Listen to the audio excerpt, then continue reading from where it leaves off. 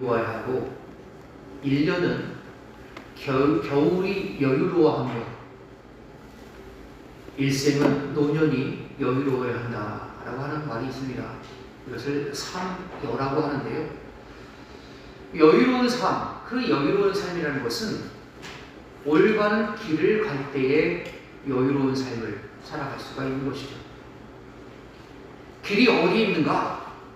어떤 길을 나는 가야 하는가? 라는 것을 모를 때는요, 방황하게 됩니다.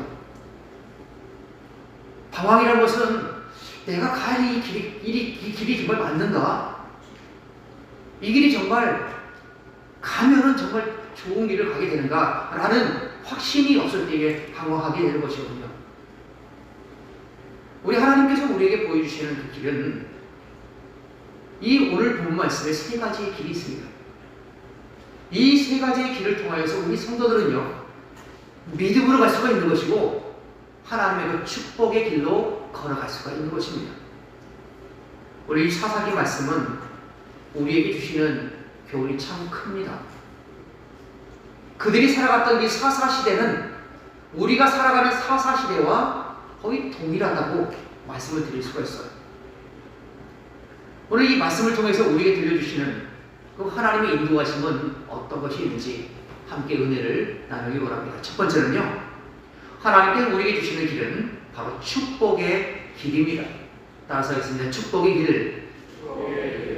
사람들이 말하는 복의 종류는 참 많이 있습니다.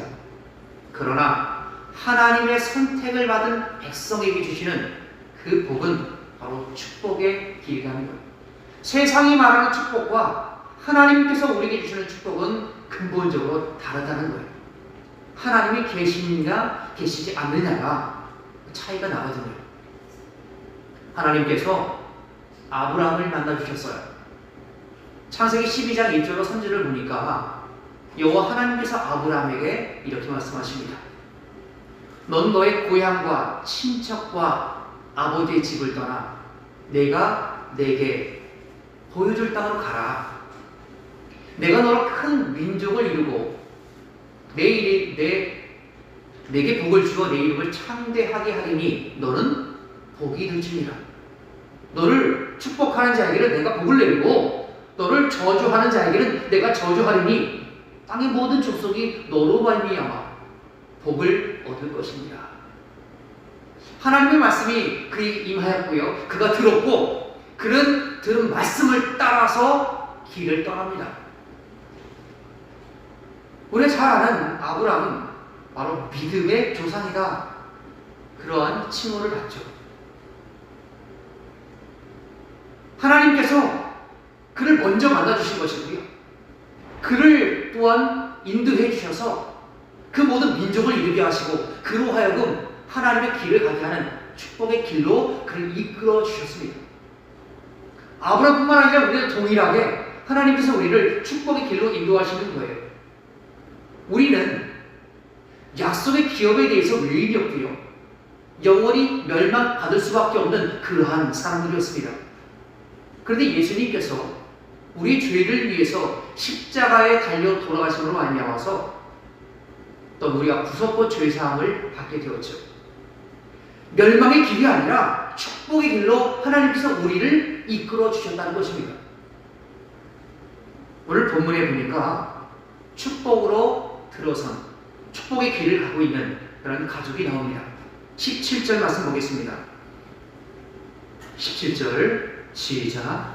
시스라가 걸어서 도망하여 겐사람 헤벨의 아내 야엘의 장막에 이르렀으니 이는 하솔 왕 야빈과 겐사람 헤벨의 집 사이에는 화평이 있음이라. 아멘.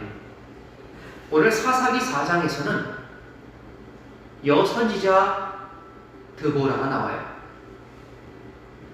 드보라가 사사가 되었을 때에 이스라엘은 하나님 앞에 또 죄를 보며, 이 드보라 바로 앞에 사사가 에훗이라고 하는 사사인데요, 에훗이 죽은 다음에 그들이 또 여호와의 눈 앞에서 죄를 범하는 거야.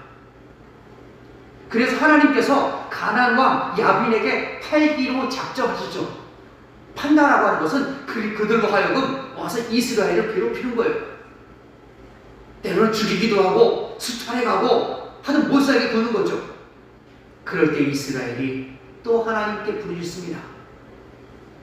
하나님께서 드보라를 사사로 세우시고 그에게 또 말씀하셔서 나가서 싸워 승리하게 하는 그런 장면이 바로 오늘 본문의 말씀입니다. 그런데요, 그 가운데 귀하게 쓰임받은 가족이 나와요. 17절 초반에 보니까 겐 사람 헤벨의 아내 야엘의 장막에 이르렀다. 시세라가 그렇게 그쪽에 갔대요. 이 겐 사람이 과연 어떠한 사람인가? 이 겐 사람은 이 모세의 장인이 겐 사람이에요. 사사기 1장 16절에 보니까 모세의 장인은 겐 사람이라 라고 나옵니다. 모세의 장인은 이드로 아니야? 이드로? 또는 다른 성경에는 르우엘이라고 나옵니다. 르우엘이나 이드로나 똑같은 사람이고요. 그 사람이 바로 겐 사람이에요. 그렇기 때문에 저 겐 사람 헤벨은 모세의 그 장인의 가문에서 쭉 내려온 그 장인의 가문이라는 것입니다. 이드로가 어떠한 삶을 살았습니까? 모세가 애굽에서 도망 나와서 미디안 땅으로 갈 때에 이드로는 미디안 땅의 제사장이었습니다. 미디안은 하나님을 알지 못하는 그러한 족속이고요. 우상을 섬기던 족속입니다. 그 중에서 그 우상에게 제사하는 그 제사의 장의 역할을 했던 사람이 바로 모세의 장인 이드로였어요. 그냥 놔두면 멸망당하는 이방 족속의 제사장에 불과합니다. 그런데 모세가 하나님의 명을 받아서 애굽으로 들어가서 또 이스라엘 백성들을 데리고 나와서 가나안 땅으로 향하여 갈 때에 그 무리 가운데 이드로도 십보라도 함께합니다. 그들은 이전에는 멸망받을 수밖에 없는 그런 민족이었고요. 그 가문이었습니다. 그러나 멸망받을 수 없는 그 가문에서 축복의 가문이 되는 것이 바로 하나님의 은혜를 그가 입었다는 것입니다. 바로 그 후손이 바로 겐 사람이에요. 그래서 본문 17절에서는 하나님 앞에 귀하게 쓰임받습니다. 시스라는 가나안 왕 야빈의 군대 장관이에요. 전쟁을 통해서 피신하고 도망갈 때에 헤벨의 야일의 집으로 갑니다. 하나님께서 그 여인을 통하여서 죽여서 승리를 허락하시죠. 우리도 전에는 멸망받을 수밖에 없는 그러한 사람들이었습니다. 그러나 하나님의 은혜로 말미암아서 죄의 사함을 얻었고요. 그리고 하나님의 인도하심을 통해서 영원한 생명을 얻게 되었습니다.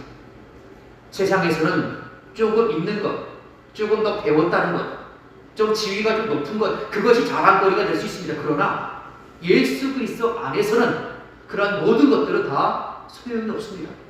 예수 그리스도 안에서는 하나님께서 나와 함께 하심을 믿고 영원한 생명을 얻고 그로 하여금 하나님의 인도하심을 받느냐 받지 못하느냐가 더 중요한 것입니다. 그러하기 때문에 우리 모든 성도들 각 가문과 가정이 하나님의 축복의 길로 들어섰다는 것이 중요합니다.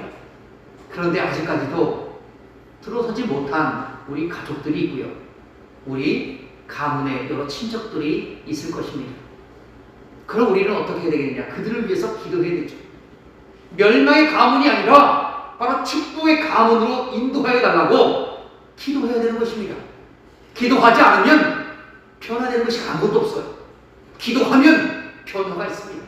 기도하면 하나님께서 인도해 주시는 거예요. 우리에게 베풀어 주신 하나님의 그 길은 바로 축복의 길입니다. 우리 모든 각 가정과 가문, 우리 모든 성도들 각 가정마다 이 축복의 길로 들어서는 놀라운 은혜가 있기를 간절히 바랍니다. 두 번째, 하나님께서 우리에게 보여주시는 그 길은 바로 승리의 길입니다. 따라서 하겠습니다. 승리의 길. 승리란 것은요, 누가 함께 하느냐, 그것이 가장 중요합니다. 하나님께서 함께 하시면 승리를 얻는 것이고, 하나님께서 함께하지 않으시면 승리를 못하는 거예요. 에스더서에 보니까 하만이라고 하는 그런 악한 자가 나옵니다. 하만이 근데요, 자기 궁궐로 들어갈 때마다 이 모르드게가 자기를 무시하는 거예요. 다른 사람 다 머리를 조아리고 막 고개 숙이고 인사하는데 모르드게만 그냥 고개를 뻣뻣이 들고 있으니까 얄미운 거예요. 저놈을 내가 죽여야 되겠다. 저놈뿐만 아니라 저놈 혼자 죽이는 것이 너무 가벼우니 저놈이 속한 민족을 다 죽여버려야 되겠다. 그런 계획을 세우죠. 그런 소식이 모르드게에게 전달되고, 모르드게는 또 에스더에게 그 소식을 전합니다. 근데 에스더도 어떻게 도와줄 수 있는 방법이 없어요. 왕 앞에 나간 지가 벌써 한 달이나 되는데 어떻게 왕 앞에 그렇게 그런 청탁을 할 수 있겠습니까? 그때에 모르드게에 보낸 사람들에게 에스더는 이렇게 얘기합니다. 에스더 4장 16절에 보니까 당신은 가서 수산에 있는 유다인들을 다 모으고 나를 위하여 금식하되 밤낮 3일을 먹지도 말고 마시지도 마소서. 나도 나의 시녀와 더불어 이렇게 금식한 후에 규례를 어기고 왕에게 나아가리니 죽으면 죽으리라 하니라. 아멘. 여기서 위기가 찾아왔어요. 위기가 찾아올 때에 그들은 어떻게 합니까? 기도하는 거예요. 기도할 때에 하나님께서 그 모든 상황을 인도해 주시는 것이죠. 하만이 그 민족을 죽이기 위해서 이를 갈고 제비를 뽑아서 날짜를 잡아서 죽이기로 결정했는데 가만히 있으면 끝나는 거죠. 가만히 있으면 모든 민족이 다 죽는 거예요. 그것은 모르드게 한 사람의 일이 아니고 모르드게 속한 유다인들의 문제가 아니고 더 넓게는 하나님의 백성과 사탄의 백성과의 영적인 전쟁이에요. 영적인 전쟁 가운데 그들은 무엇을 삼아서 대적합니까? 기도하는 기도. 승리는요, 하나님의 역사는요, 기도하는 자에게 주어지는 거예요. 상황이 좀 나아지겠지 뭐. 여러분 아무것도 안 하는데 그것이 뭐 상황이 바뀌겠습니까? 바뀌어진 것 아무것도 없어요. 기도함으로 하나님께 구할 때에 하나님께서 인도해 주시는 것이고 하나님의 역사가 기도하는 자에게 부어주시는 거예요. 여러분 어떠한 싸움을 싸우고 계십니까? 치고받고 주먹다짐하고 그런 사람은 없지요.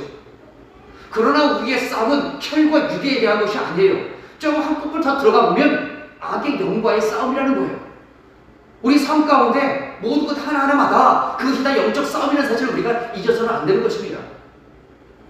지금 저 에스더가 그렇게 고백하지 않습니까? 죽으면 죽으리라. 하나님의 인도하심이 없어서 내가 비록 죽을지언정 나가서 내가 열심히 기도하고 한번 해보겠습니다. 당신들도 나를 위해서 기도해 주세요. 결국 하나님의 인도하심은 바로 유대인에게 또한 승리를 허락해 주셨죠. 오늘 본문 말씀에도 하나님께서 그들에게 승리의 길을 열어주시는데요. 21절 보겠습니다. 시작. 그가 깊이 잠드니 헤벨의 아내 야엘이 장막 말뚝을 가지고 손에 방망이를 들고 그에게로 가만히 가서 말뚝을 그의 관자놀 위에 박음에 말뚝이 꿰뚫고 땅에 박히니 그가 기절하여 죽으니라. 아멘. 이스라엘과 가나안 족속의 전쟁은요, 객관적으로 보면 가나안 족속이 이기는 것이 분명합니다. 왜냐하면 그들에게는 철병거가 있었습니다. 예전에 6.25 때 탱크가 있었죠. 북한군이 탱크를 밀고 내려오는데 우리 국군은 속수무책으로 당해낼 수가 없었습니다. 아니면 자살폭탄, 그 수류탄을 가지고 뚜껑 열고 집어넣고 함께 죽으면 모르겠지만 그런 방법이 없는 거예요. 그 당시의 철병거는 6.25 때 탱크와 똑같아요. 당해낼 수가 없는 거예요. 근데 그게 몇 개입니까? 900대예요. 그런데 이스라엘은 몇 명입니까? 10,000명이에요. 아니 몸으로 어떻게 천명을 막아낼 수 있겠습니까? 그것은 누가 보더라도 가나안 족속이 이긴 것이 분명했습니다. 모세가 출애굽할 때에 애굽에서 병거가 몇 대가 나옵니까? 특별 병거 600대가 나와요. 그 당시 애굽이 최대 강대국인데 600대를 편성하여서 그를 잡아오라 시켰는데 지금 여기는 900대예요. 그것도 10,000명밖에 안 돼요. 누가 보더라도 가나안이 이기는 게 분명합니다. 그런데 승리는 객관적으로 눈에 보이는 것에 있지 않습니다. 승리라고 하는 것은 하나님께서 함께 하실 때 승리가 있는 거예요. 성경은 오늘도 그것을 우리에게 증언하고 있습니다. 사사기 4장 9절에 보니까 하나님의 계획은 사람과 다른데요. 이렇게 말씀합니다. 이르되 내가 반드시 너와 함께 가리라. 그러나 내가 이번에 가는 길에서는 영광을 얻지 못하리니 이는 여호와께서 시스라를 여인의 손에 파실 것이니라 하고 드보라가 일어나 바락과 함께 게데스로 가니라. 아멘. 여호와가 반드시 너와 함께 할 것이다. 여호와 하나님께서 함께 하시는 그곳은 이기는 거고 함께 하지 않는 곳은 지는 거예요. 하나님께서 연약한 여인을 사용하십니다. 이 야일이라고 하는 그 여인 너무나 연약하지 않습니다. 남자가 여자를 이기는 것은 쉽지 않고 그런데 그 여자가 평범한 여자가 전쟁으로 단련된 군대의 장군을 이기는 것은 더욱더 불가능하죠. 그런데 우리 하나님은 참 신기하죠. 그 연약한 여인을 통하여서 강한 자를 제압하시는 거예요. 이런 하나님이 바로 우리가 믿는 하나님이세요. 여인의 손에 파실 것입니다. 이것은 이 단순한 이 사건은 하나님의 구원이 사람의 손에 있지 않다라고 하는 것을 보여주는 사건이에요.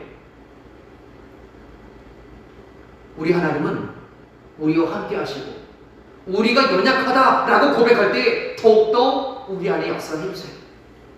신앙이란 것은 나의 부족함을 고백하고 연약함을 하나님께 드림으로 말미암아서 하나님의 은혜를 구하는 거예요. 세상에 지치고 상처 있고 고통받는 그런 삶이지만 하나님께서 함께 하시면 그것으로 족한 것이고 그러할 때에 승리가 있는 것입니다. 여러분 오늘도 우리 안에 하나님과 함께 하심으로 말미암아 주어진 승리를 누리는 귀한 삶이 우리 안에 있기를 간절히 바랍니다. 세 번째 하나님께서 우리에게 보여주신 길은요 믿음의 길입니다. 따라서 하겠습니다. 믿음의 길. 히브리서 11장에 보니까 믿음의 사람들을 볼 수가 있습니다. 그들은 다 믿음을 따랐던 사람, 믿음을 따라 살았던 사람이에요. 아벨이 그랬고요, 에녹이 그랬고, 사라가 그랬습니다. 사라의 남편 아브라함도 믿음으로 살았죠. 그런데 히브리서 11장 17절 보니까 이렇게 평가합니다.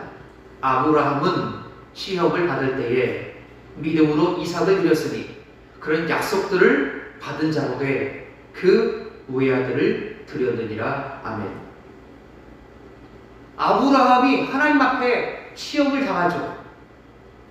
창세기 21장 22장에 보니까 하나님께서 아브라함을 시험하시려고 이렇게 말씀하시죠. 너는 너의 아들, 내 사랑하는 독자 이삭을 나에게 내가 지시하는 땅으로 가서 거기서 번제물로 드려라. 사랑하는 독자래요. 하나님께서도 아브라함이 이삭을 얼마나 사랑하고 있는지 아셨어요. 쉽게 말씀드리면 너 아들을 택할 거야? 나를 택할 거야? 라고 하는 시험이었습니다. 갈등되는 거예요. 고민되는 거예요.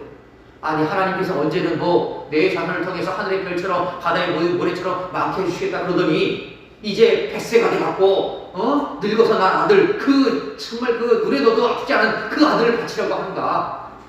내가 이러려고 내가 갈대아 원국에서 떠나왔는가? 그런 생각이 들지 않겠습니까?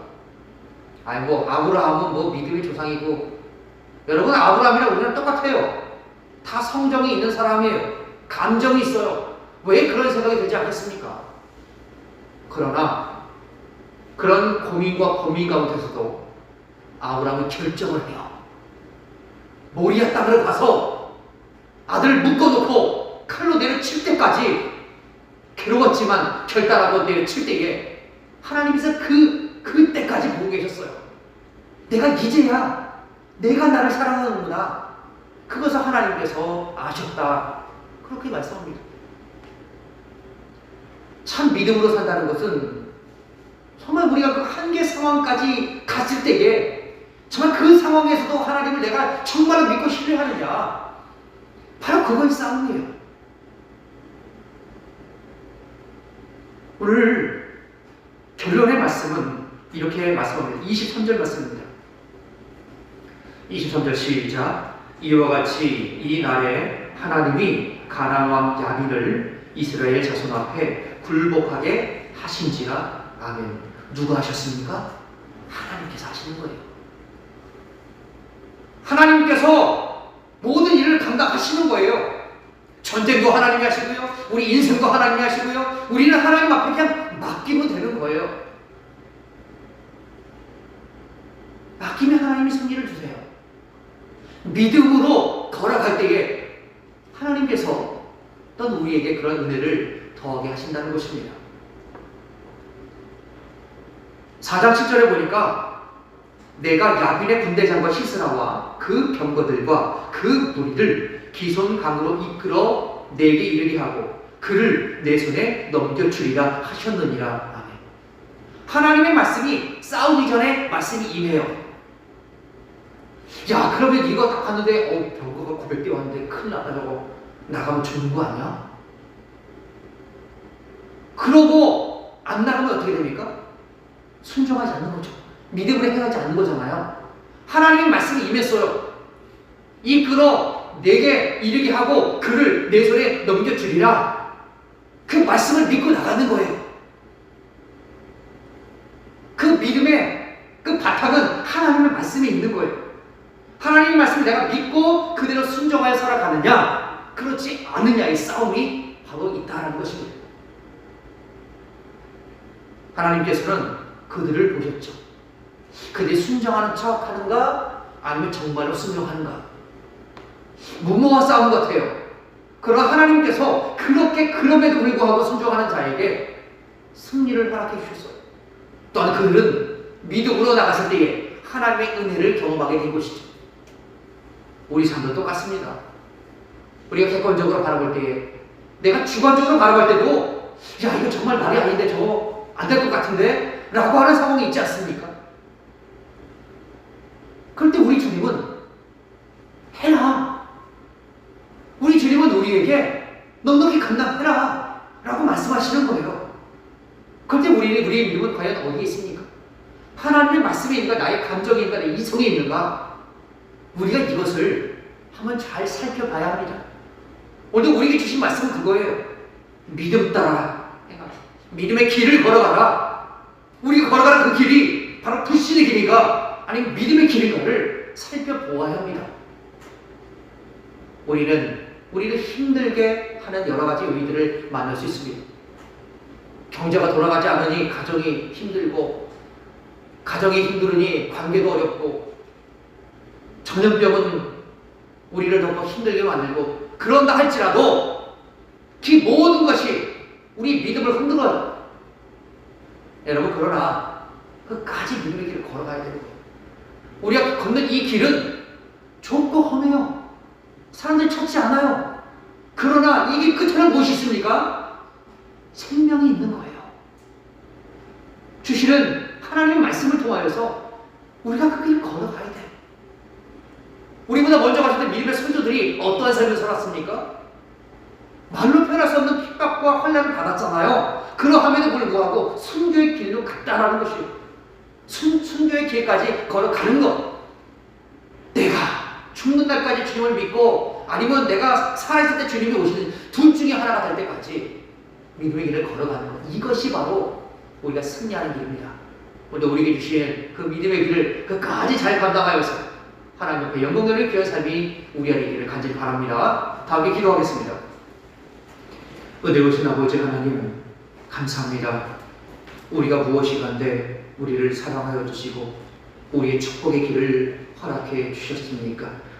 우리가 세상 가운데 지치고 쓰러지고 질 수밖에 없는 인생이온데 우리에게 하나님께서 동행하심으로 말미암아 승리를 허락하여 주시고 믿음의 길을 걸어갈 수 있도록 인도하여 주심을 감사합니다. 어떠한 상황에도 어떠한 형편에도 하나님을 향한 우리의 마음이 변치 않도록 인도하여 주옵소서. 이 모든 말씀 예수님의 이름으로 간절히 기도하옵나이다. 아멘.